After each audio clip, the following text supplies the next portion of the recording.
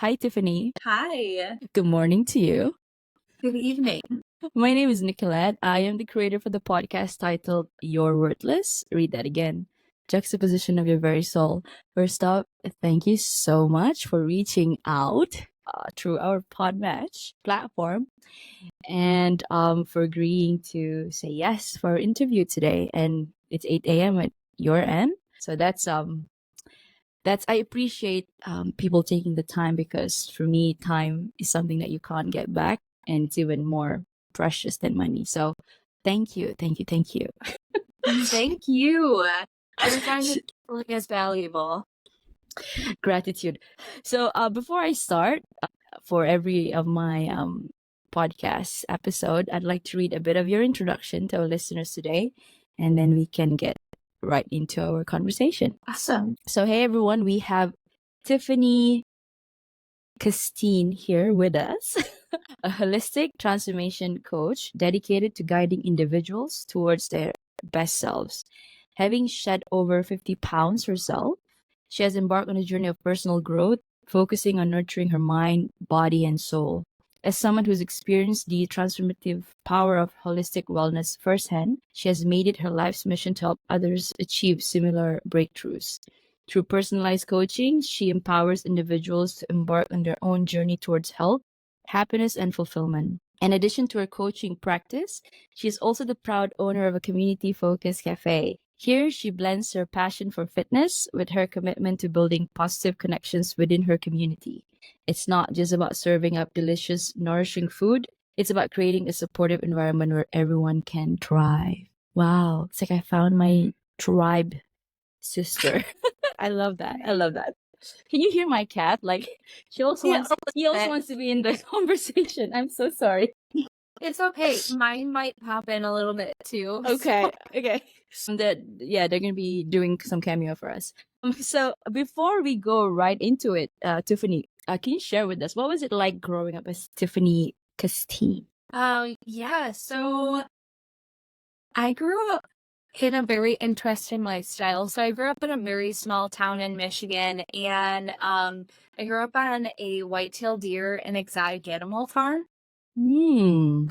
So we had like white-tailed deer, elk, reindeer, peacocks, pheasants, like Australian parrots, like all sorts of different animals that people had never heard of before. And like when I would go to school, I wasn't necessarily the cool girl like most people were. I was like the cool girl because I was the girl that brought like weird animals to school and stuff.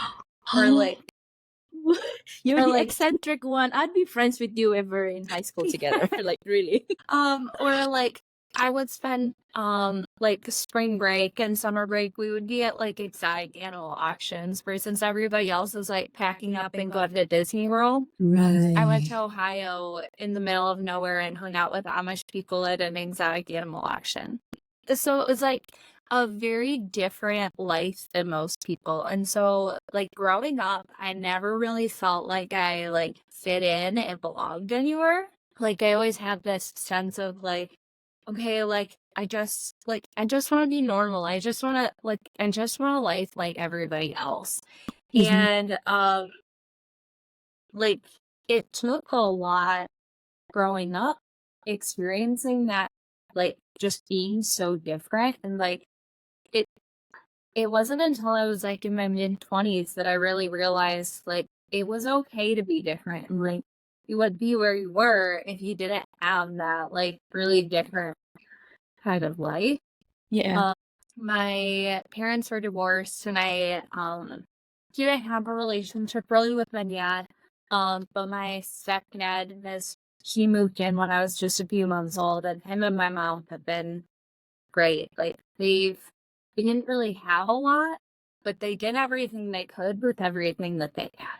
Like there's no roadmap to parenting, right? Like you don't just wake up and know how to be a mom one day, and like let alone be my stepdad was great, but he had never been a dad before meeting my mom, and my mom was great, but she had like first two kids then in like messy marriage, and like I came like through in the midst of the divorce. So like she kind of had to figure out all sorts of life when I was growing up. So like she was working 2, 3 jobs when I was growing up, plus having the farm. My stepdad was working. Like we didn't have tons, but there was like they loved so much and like did everything they could to provide whatever they could. And they taught me a lot of really valuable lessons growing up. I'm like I didn't have all of the luxuries that so many other kids in my community had.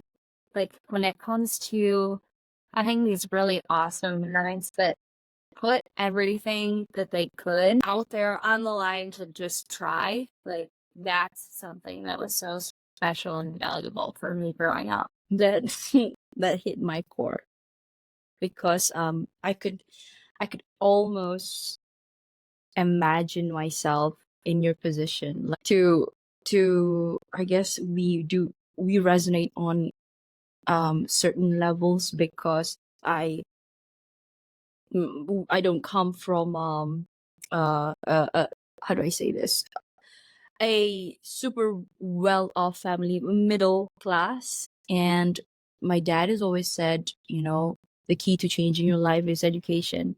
So he did what he could to provide that. And I took that key from him and said, okay, let me find out and see where I can go with this.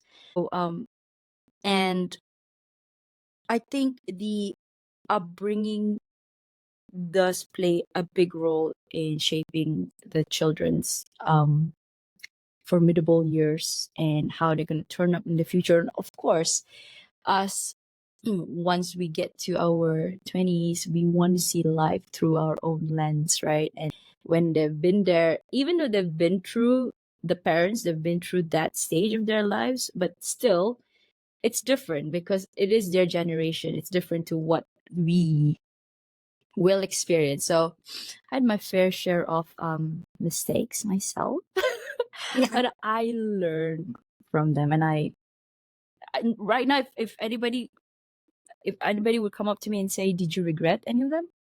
Not really, because yeah, it's not a yeah. I said, because I mean, had I not gone through all of that, I wouldn't be where I am now.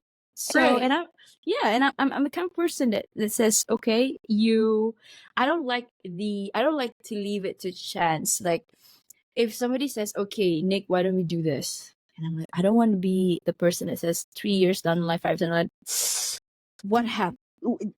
What could have happened if I had just taken that step, right? I mean, if I fail, then okay, so I get up again, right? Right. You tried. Yeah, exactly. And I knew then that okay, this is not working for me. So let's pivot. Yeah. Oh my God. We have so much to unpack. So thank you for that background of yours. Now we're gonna go into the deep stuff. You mentioned you had some struggles connecting with people growing up, right? So, do you mind elaborating on that and how it impacted your environments, your interactions, especially that in your profile you said you did work in nightclub and barbering? Yeah, barbering. Yeah. So so my childhood growing up on this farm, like we lived far away from everything. And Oh yeah, so when I naturally did because it's a ranch, right? Like you gotta have yeah, a space. yeah, Yeah. it was like at least 15 minutes to get to anybody. Like, Mhm. I mean, we had neighbors, but they were all like other older people that are farmers and like, yeah, they weren't 5 years old hanging out with. So like in my childhood, I spent so much time, like chopping with adults. And so then when I came either adults or like my childhood best friend was a white-tailed deer. The most silly thing in the world, but we got clearance when I was a year old and like we would race to the bottle. Because he would get fed goat's milk. So like I would my mom would get it to whoever got to it first. That's how she got me walking and stuff like that. Mhm. And so when it came to like other small people like myself, it was like I didn't know how to like play with them. Because your Um bonding was with with the deer. Yeah. with a deer Yeah. or with an adult. Yeah, there's nothing, yeah, not in between, nothing in between. So, yeah. Right. And I went to daycare, but my childhood daycare was she like kind of kept all of us kids kind of separate and didn't like anytime we interacted, somebody had to go get stitches. Okay. Wow. Okay. So Was it you or both of you? so there was like I remember at one fight there was 5 of us and there was are you familiar with the cartoon Sesame Street? Okay. Big So bird. Big Bird.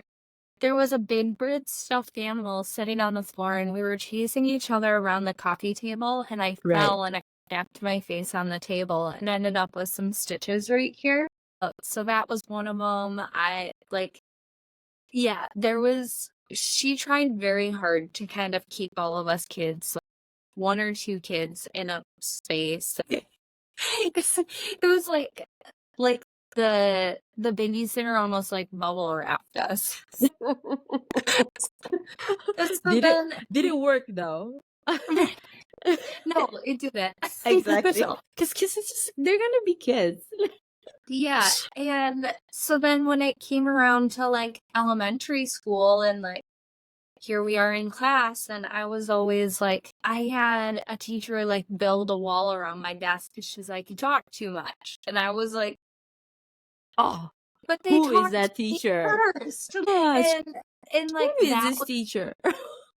was, Bad thankfully she teacher. retired. No other children have to have the trauma of her. Okay, But good.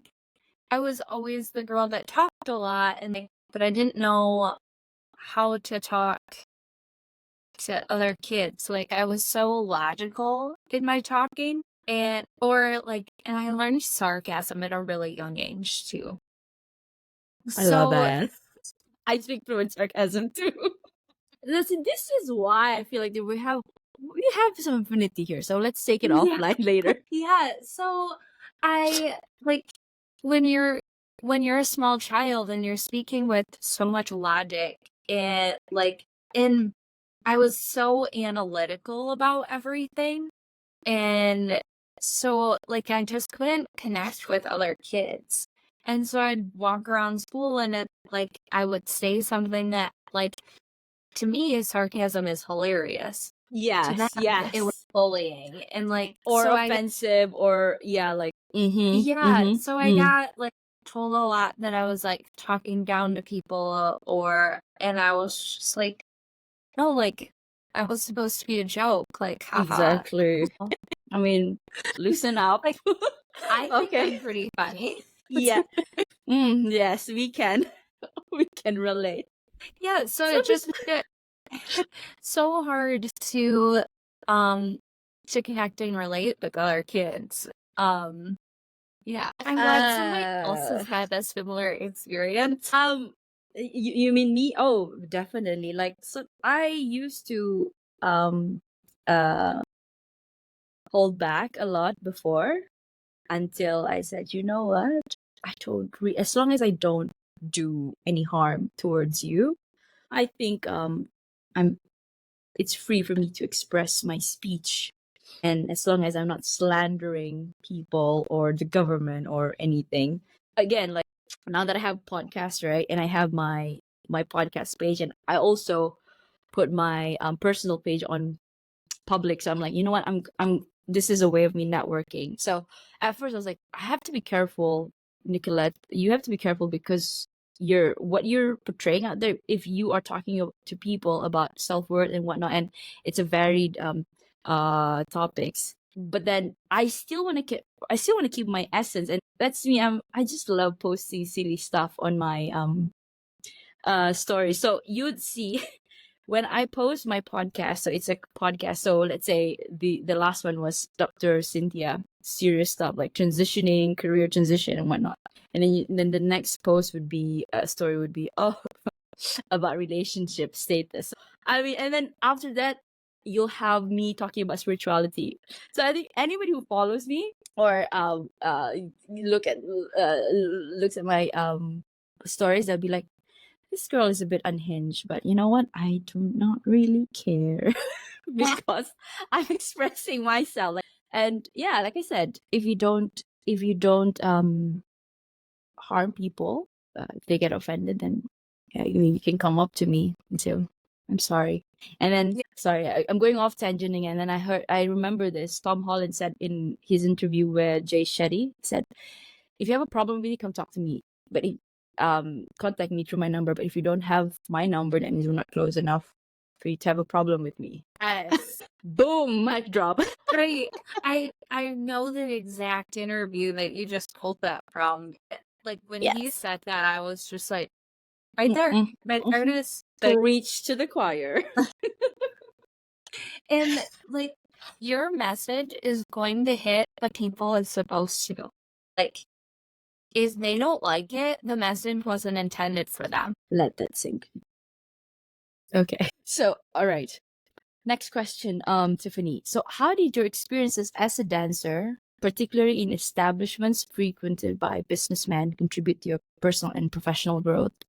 Yeah. Yeah. So, this was the first time I'm publicly speaking about this. Shall we skip the question? No, it's okay. Okay. It's okay. I kind of forgot that I had put that into anything. I can cut this later. No, it's totally okay. So I worked at a nightclub, and it here in West Michigan, like we don't have like strip clubs. They're actually just bikini bars. Right.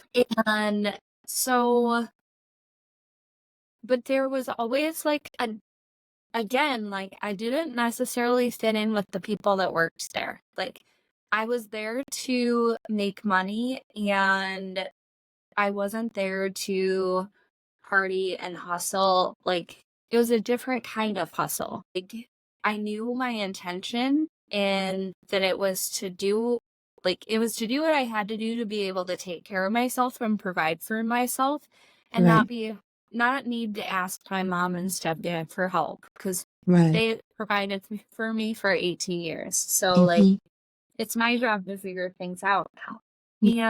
And so when I was working there, I really started to figure out how like how my personality really can help people. Because just like how you and I are having this like fun flowing conversation, like it was no different in the nightclub for me to have a conversation like this. I was just wearing a bikini. So, and like a lot of those people were like, here's $100, here's $200.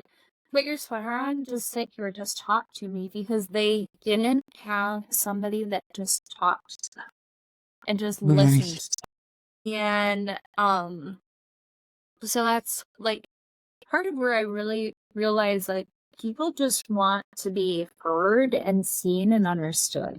And like as much as there's like all of this like negative side of working in a nightclub like that, there was like so many of these men when they go home, like they'd get yelled at, and they'd get, not necessarily that I'm supportive of what they were doing behind their spouse's back, but more like they felt seen for that like 30 minutes that I sat. And it like I didn't have to use my body like other people around me necessarily have to, because I was able to use my mind and my heart. Ooh. Everybody, no, I am impressed. And do you know why? Because there's so much stigma attached to women working in nightclubs. And it's because some people, if they were to see anybody, their friends or whoever, the first thing that comes to mind is, why couldn't she get a job at Starbucks or something, right? But then, like I always say this, the first thing is, what is your intention? And your intention, if you come in to anything, relationship, work, passion project, or anything, business, what is your intention? If the intention's right and you focus on moving towards that intention or the goal based on that intention, to be honest, it's only you that you have to be answerable to, or God, if you believe in higher power, right? And to also echo back to what you said, um being able to actually sit, because to be honest, everybody just wants to connect.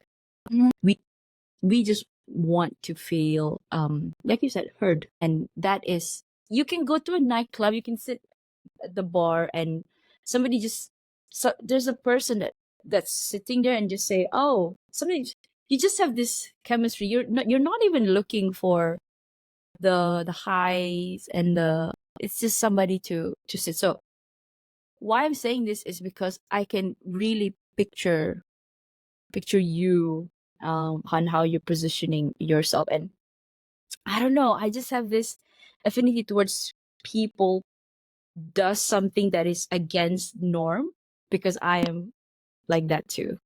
And I would see it from their perspective.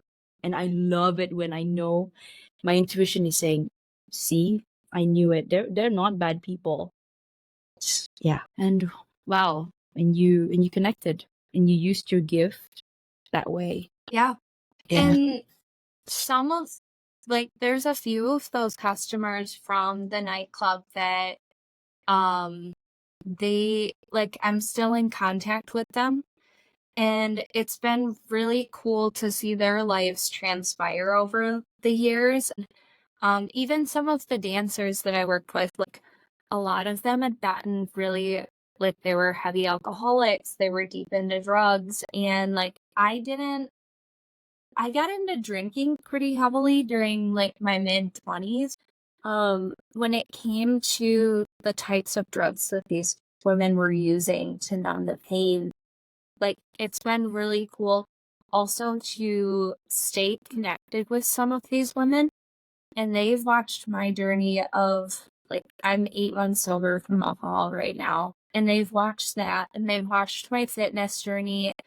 Now I get to watch them wean off their drugs. And it's like, it's been maybe 10 years since working with some of them, but because I built those relationships with them and I just listened to them, they're like, even though they are all like reaching out for coaching and stuff like that, like, they've watched my journey and it's inspiring them to do better things too. And same with some of these men, like, some of them have watched my journey and it's inspired them to do better things with their life. And so it's been really cool to watch how those relationships, it didn't have to be what that stigma version was.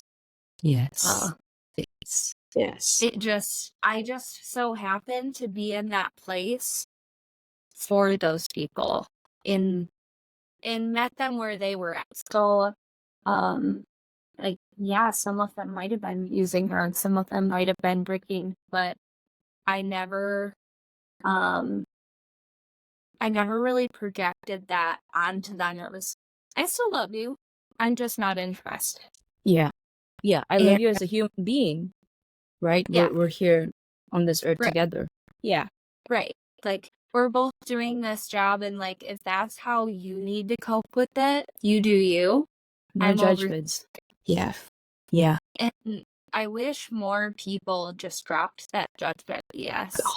Because they're like you were saying, like, at the end of the day, like, you were trying to do good and like not hurt people. Like, I'm just trying to do my thing. I'm not trying to hurt anybody. And Like, if you're judging it, that's your projections of what you think my box should look like. Mm-hmm. Mm-hmm. But that's not my story. That's your Yes. story you wrote for me. Yes. Yes. And you focus on your own lane. Yeah. Carry on. Beautiful. So, Tiffany, opening your own suite was a significant milestone. What were some of the challenges you faced as a business owner and how did you overcome them? Ooh, being a business owner is hard. Oh, It is okay. so Buckle up, hard. Nicolette. Yeah, it's like everybody thinks that it's like I just walk in, I do what I want, I leave, and like I can go like on I get these my live paycheck, my weekends profit and from the business. right, like all of this money is going to be raking in all of the time, and like no. First of all, the government's going to take a lot of that money. They What's the don't teach percent? this. What's the percentage like a Um, ballpark figure? Depending on your revenue, right? But then yeah, so it depends on your revenue, and then it also like it depends on if you're like an S corp, an LLC, like the way right, that you categorize your business with the government, how much money comes in, but then also like for example, like my suite was a tax deduction. My like cell phone, because I was using it to contact people like my clients, customers or yeah, that was I was able to write off my internet because I was like doing social media promotion stuff. So like then you write all of this stuff off, and it say you made 40,000, but you just wrote off 36,000, and now the government's like, wait, how did you only make 4,000 last year? wow. So it's wrong to write off the things that's deductible, and then when the amount is there, and then you get questioned again, Yes. is it only this So much? Okay. right, so there's so many layers to it, and like because you don't want like you want to write off stuff because you don't want the government to take everything, right? But then, like, say you want to buy a house or a car, but you have to show that you made money. So So it's it's like, a chicken and egg thing. It's a catch 22. yeah, and Gosh. nobody, like, they don't teach this in school at all. They, like, there's this just big projector of, like, entrepreneurs can go do whatever the heck they want. And, like, it's this fun, lavish lifestyle. And it's like, it is a lot of work. Like, you are your own secretary until you're able to hire somebody to work for you. Like, Mm. you are the one that's doing the payroll, the inventory. You're the one that's booking all of the appointments. If there's no clients, you gotta go out and find those clients, or you're not getting paid. Exactly. And so it I had been working in a barber shop where like they made big TV promotion all of the time and big like radio promotion and stuff. So people were coming in, and I built these relationships and I built a client base there. But now here I am moving 7 miles across town because there's also rules on like how close you can be to where you work if you're gonna take clients with you. Oh, Oh, that's called a there's a rule like this? yeah, so the shop that I was most recently at, they didn't have it's called a no compete. So thankfully they didn't have one, but I still wanted to be kind of respectful in a sense. So I had moved 6.5, 7 miles across town, but I took all of the phone numbers of everybody that sat in my chair for months. Yeah. So here I am, like, texting them all, like, okay, like, if you don't want to come see me, that's okay, but this is where I'm at. This is how you find me, like, blah, blah, Mhm. blah. And just putting it out there. And, like, it's complete strangers will typically support you before your own friends and family do. So that was a really big lesson in becoming self-employed was, like, I I mean, I love my mom, she wanted the best for me, but I remember she literally sat there and she goes, "The grass isn't always greener, Tiffany. Are you sure about this?" And I said it multiple times, and eventually she's like, all right, I guess I'm gonna go get some meat, but I don't know about this. Um, and so, like, I'm so lucky that I had that support, but some of the other people that were in the suites, like, they didn't have that family support. They didn't have somebody that was like, yeah, you're on your own now. Like, let's do this. Let's make this big. Like, my mom ended up business cards all over the place. But then when it came to some other really important people in my life, it was like, hey, where are you? Yeah. Yeah. And yeah, so it's like, and you can Google a lot of things, but when it comes to ownership, like, there's only so much you can Google on something that you've created from the ground up. Everybody just let that sink in for those listening through audio. This is a deliberate pause. Yes. Mm. I foresee that happening for me, but I have complete trust, though at times I feel like, what if, the what ifs come in, and it's okay. Just take one step at a time. Yep. Yeah. And do you want to wake up 40 years from now asking yourself, what if I would have quit this to do this? And like with what you're transitioning through in like your career, I mean, what if you stayed at that 9 to 5? You might have had maybe more financial stability for a period, but what if your business that you're growing for yourself and creating for yourself, you're like one client away from like your next big break, and all of a sudden like your whole entire world just shifts. Again, guys, let that sink in. This is why I do what I do, and I want to show people that it's okay to take that first step, and it's okay to ask for help if you don't know where to start, but you know that you feel stuck. You know that you need to make changes, but you just don't know where to start. So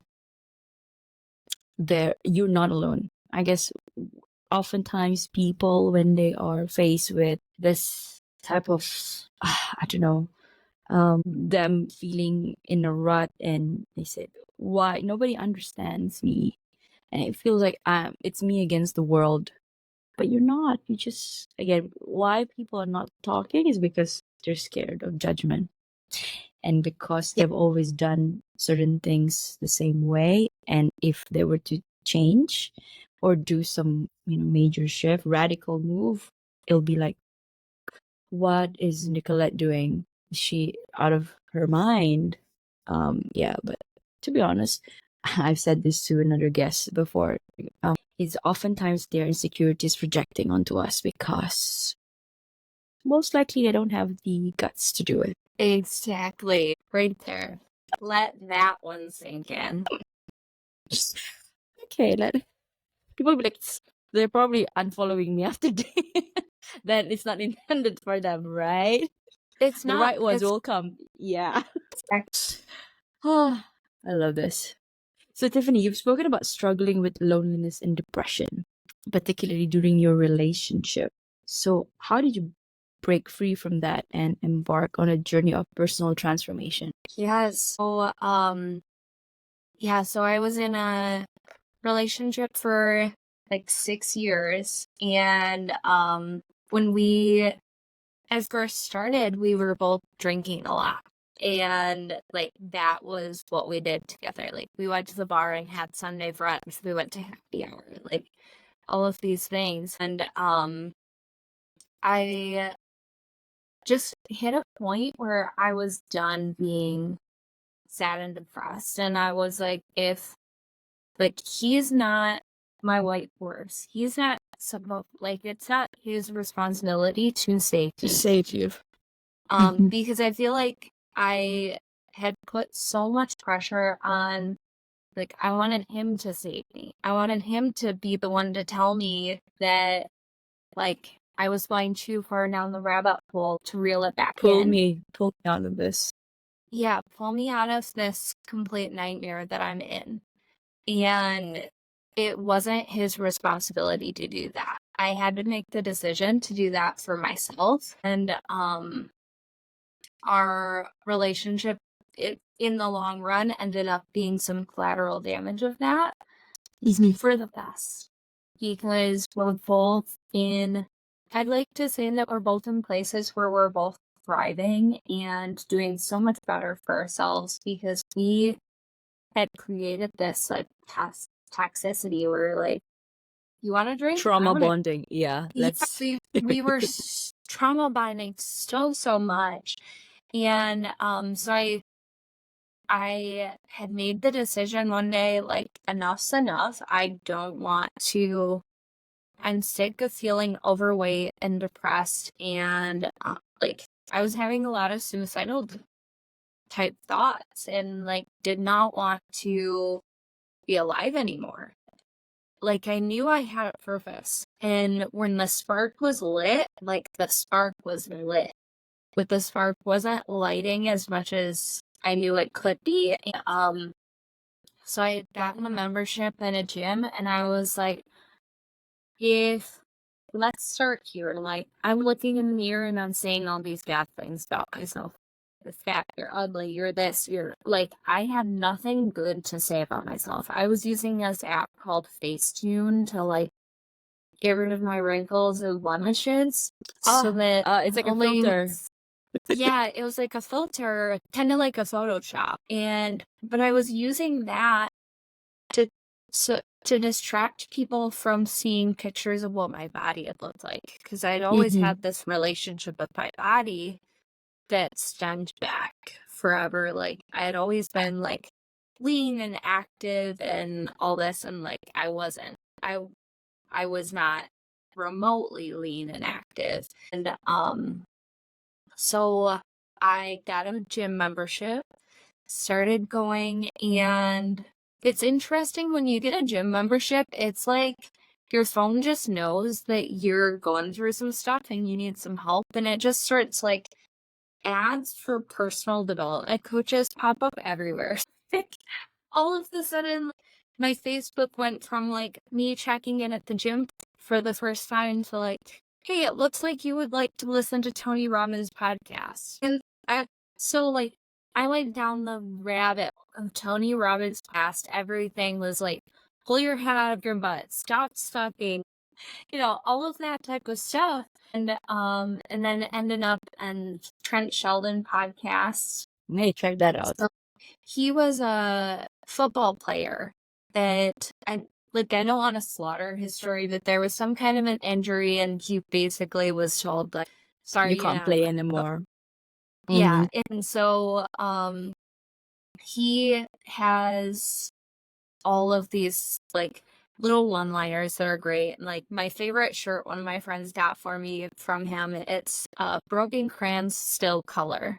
So it's like remembering like when you're broken, like it doesn't mean that you don't work anymore. It like you just worked differently. And yeah, so I had gone down this rabbit hole, and over time ended up really like realizing like sitting in a bar all day every day is not for me. When I go to the gym and all of those endorphins are moving around, like that's when I'm happy. I leave the gym energetic and excited. I leave the bar like depressed, Drained. sad, and drained and tired. Like, I don't want to do anything after the bar. Like, I would leave the bar at like 1 p.m. Who leaves the bar drunk at 1 p.m.? And what time would you start going to the bar? Like, what time would you start drinking? I mean, it depended. There was days, like, there's a bar near us, but it opened at 8 a.m. And then I know. And so, because it's on the street called the Medical Mile. So it's like all of the hospitals Wow, are how ironic. super ironic. So all of the hospitals are there, and all of the doctors and nurses, after they're done working, they go to this bar because it's only like a half a mile away from the hospital. So like, here I am on a Saturday, Sunday, drinking with doctors and nurses at 8 a.m., forgetting kind of that this is their 5 p.m. This is happy hour for them. But like, I just woke up. This is breakfast. And then leaving the bar drunk at 1 p.m., like, can't feel my face. And I have to take a nap. My laundry's not going to get done. I'm not going to go grocery shopping.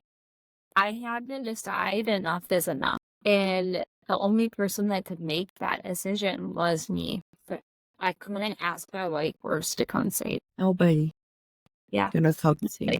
Yeah. How, wow, this whole episode is gonna be an episode of sinking it all in. Tiffany, as someone who has successfully achieved significant weight loss, what advice would you offer to others who are struggling to start or maintain their own weight loss journey? Just start. Like, Yeah. just start. Take pictures, trust the process, and enjoy the process. Fitness doesn't have, like, not everybody's journey is linear.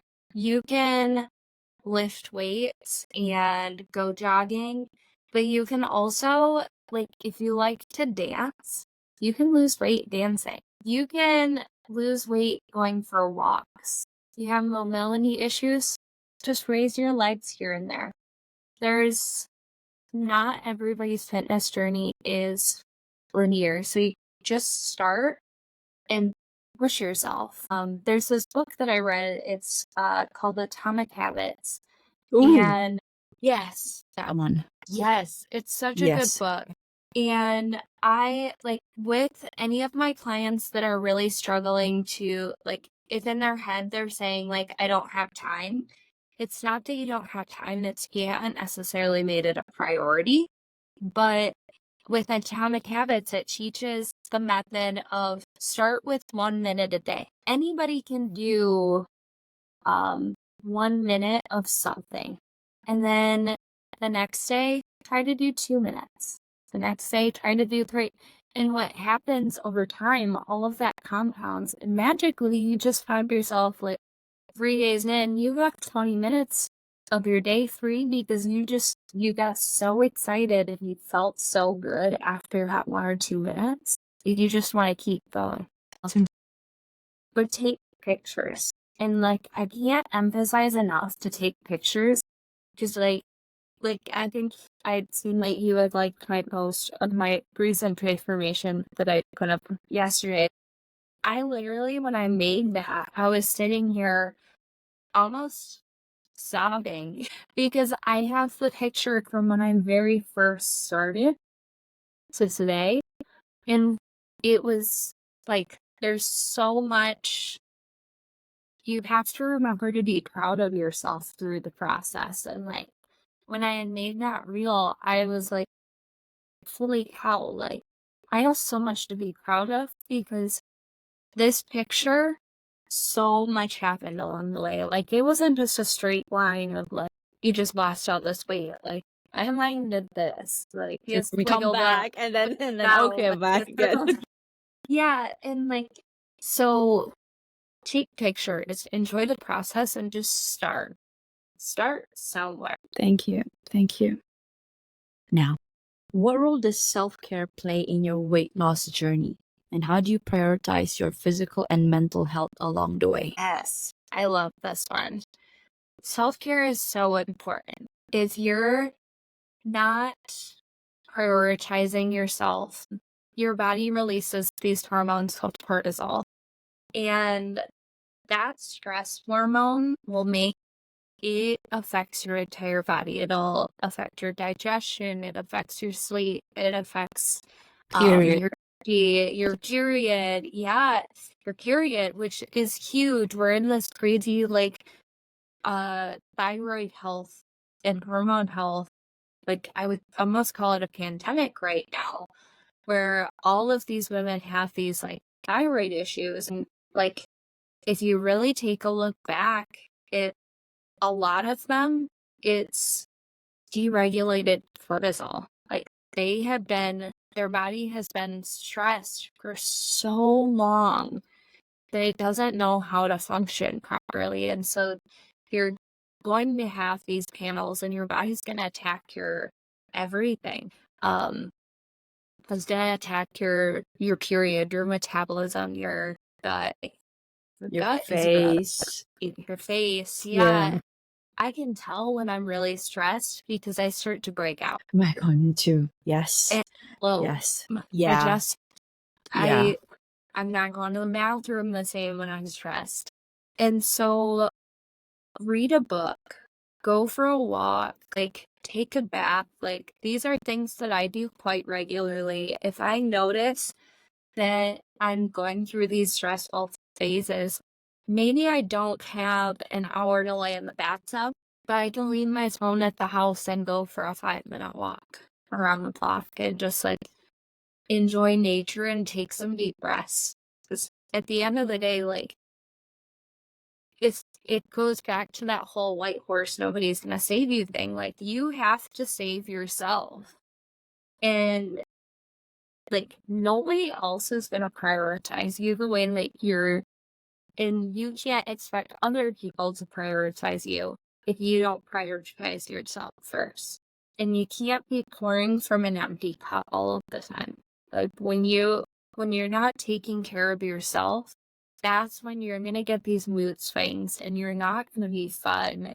Like nobody's gonna want to be around you because you're not taking care of yourself and you're projecting that negative energy out to everybody else. I cannot say that actually that is everything, because if you're not taking care of yourself, you're grumpy. When you're grumpy, relationships are going to be affected, and that's where people are not going to be that nice towards you because you're not nice to them, and then you think that why is my life like this? So that's why we say it all starts with you. It does. Yeah. So Tiffany, what is next for you? Ooh.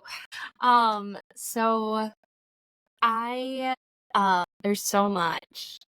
There's so much that I'm I want to do. excited. Okay. There's so much that I want to do. So we didn't touch on this, but we did a little bit, but I have my healthy cafe. Oh And yes, yes, yes. Did I? it's okay. It's okay. So No, I'm gonna no. touch on it real quick because this Yes, is part of please. what next. I had mentioned in my bio, like how community focused it is. So we're getting ready to start some cardio drumming classes. Yeah. So it's like an 18-gallon bucket and a 75 centimeter exercise ball and some drumsticks and like dance and have fun. But I envision by the end of summer having over 200 people there. That's a huge vision for me.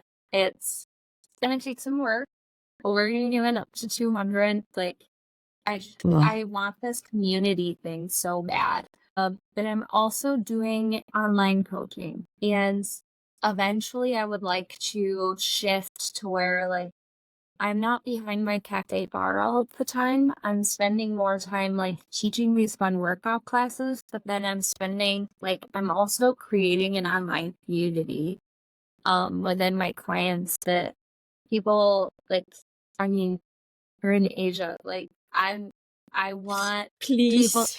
like I Can want we collaborate or something? yeah. I want these clients from all over the world to um be on their own fitness journeys together and connecting together. To be able to be like, hey, Nick, like I'm coming overseas, like can we hang out? Let's meet up. And like I want to create this like worldwide bond between so many people. Um and it's something that I'm already working on a little bit. And I've been in this awesome mentor program where like we're all working together so hard a lot of us are fitness coaches, but not all. There's some construction people. There's like we have an aerial fitness coach. So she does like the silts and stuff. All of us are just networking around the world and creating our community. but then like intermingling it and interweaving it, which has been really cool. Like one of them's a professional wakeboarder, and he teaches professional wakeboarding, and like we're connecting and intermingling our clients, and ultimately, like I envision transforming a million lives. I want Like, in. How do I register? I want to start that movement here in Malaysia. Damn. you Yes, can. that is something that I envision myself too. Like I want to go to right now. I want to talk to as many people as I can from the US and then have it replicated here in Asia. And because of technology, I do not need to be there physically, but yeah, it's good for networking as well and for them to see that oh somebody's doing it outside Yeah, of Asia. I'm sure there's somebody, but not in nobody has like at least not that I have seen it articulated the same way because I have the same vision. Like I want to be impacting millions of people, and I know I can't do it by myself. right. Has to be yeah. It's so many of us to be able to do it when we all lock arms and like, Yes.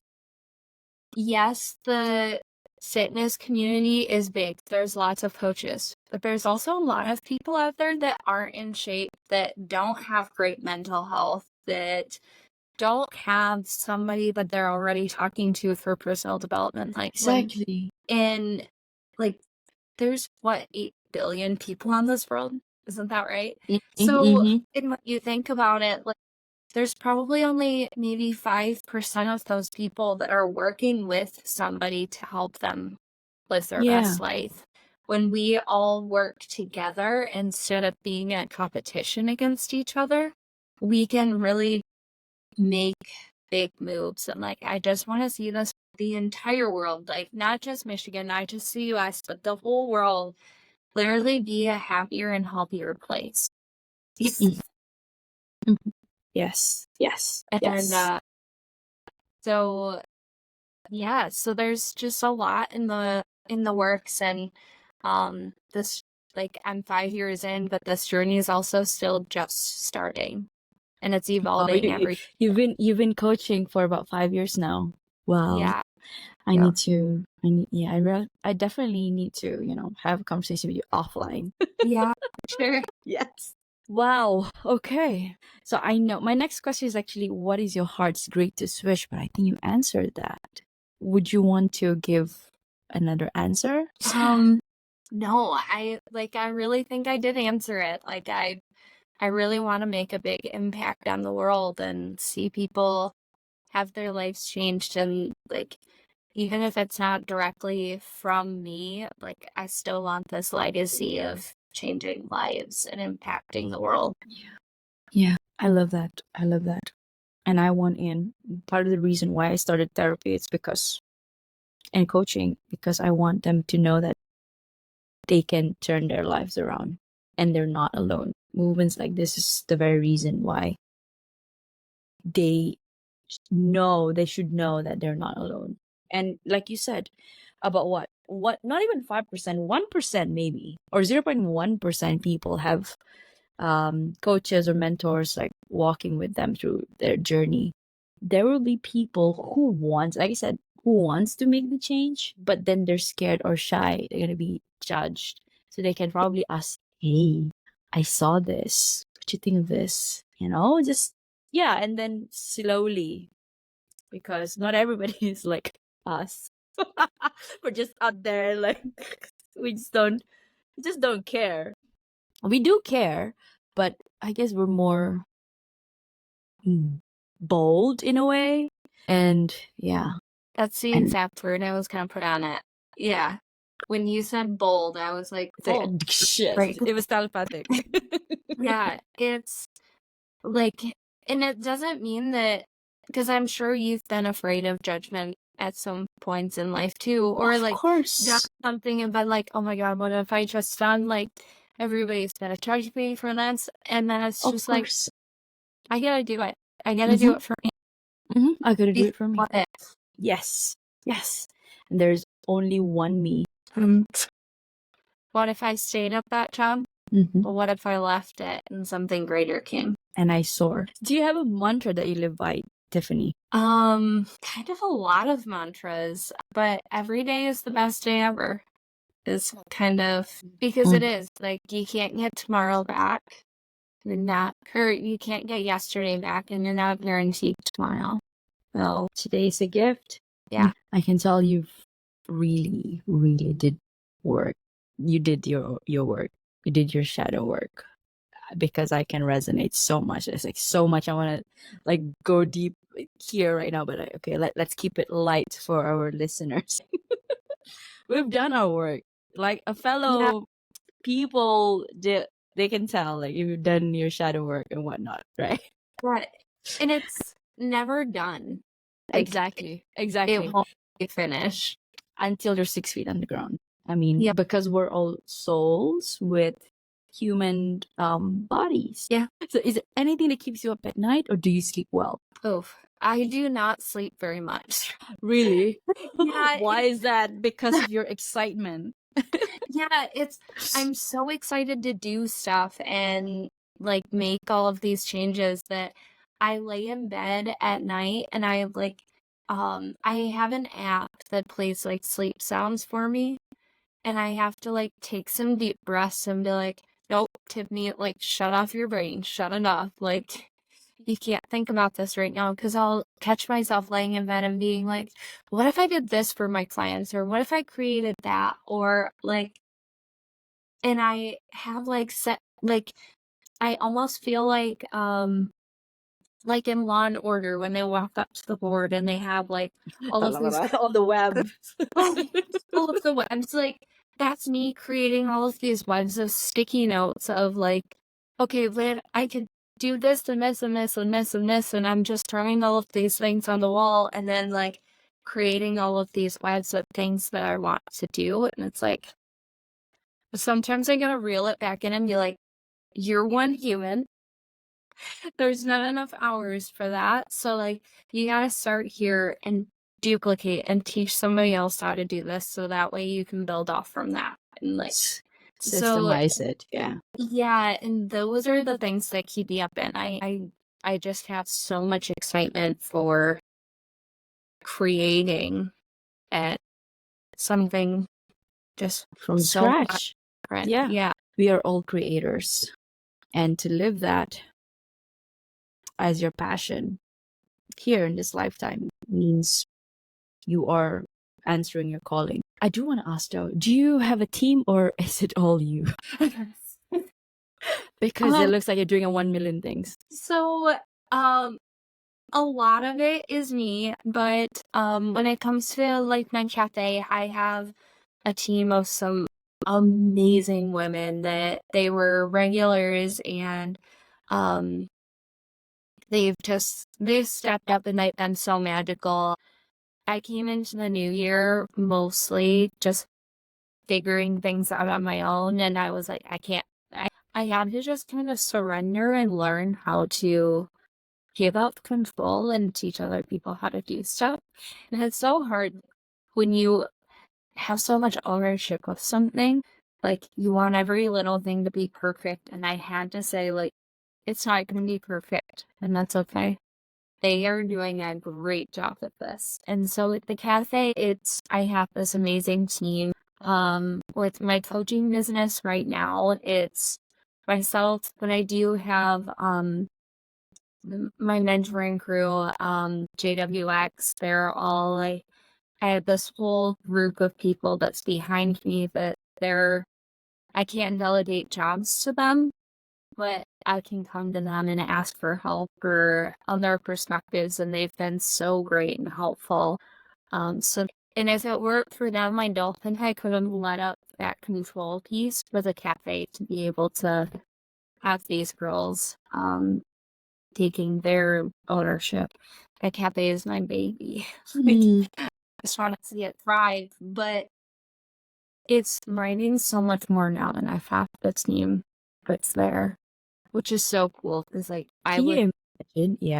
Yeah. I was putting a cap on it by By micromanaging. putting, by putting your your control over by hovering like how things should be done. Yeah. So right now I have a team of 3 in my cafe, and then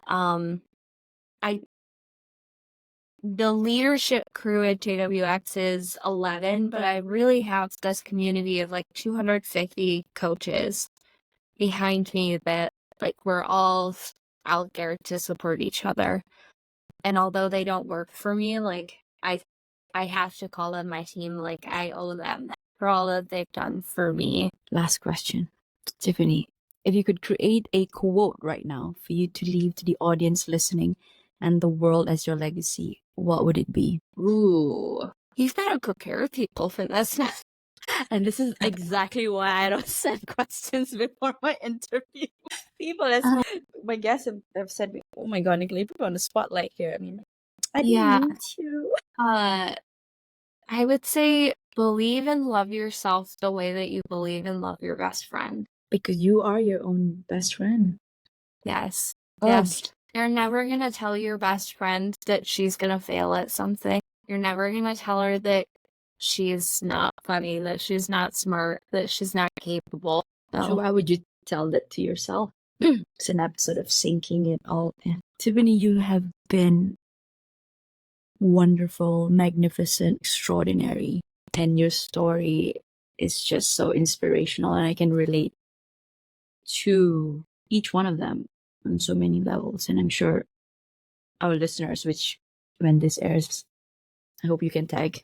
Yes, of course. Yes, and it's gonna accelerate that 1 million, even 2 million. I don't know, heck, 100 million. What the heck? Yeah.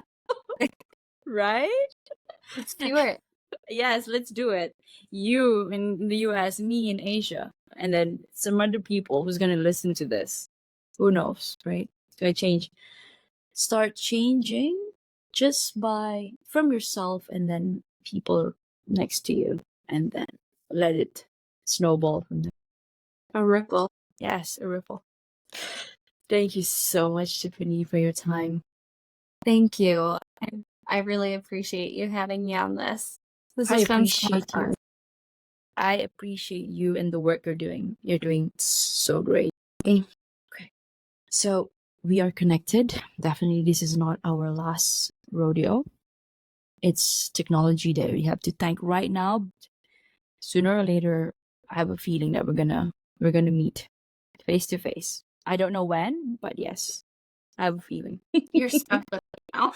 Gladly. I can gladly say I have friends. Where? Which part of the U.S.? Oh, everywhere. Which one? L.A. Yes. New York. Yes. Michigan. Of course. She's a holistic transformational coach, and she has a cafe, which I love. I love to go. I love checking out cafes in my neighborhood. I'm in KL. So, wow, Tiffany, thank you so much for your time. Thank you. Have a great day and a great life ahead. Yes, you too. Thank you. Thank you. You take care, okay? You. Bye-bye.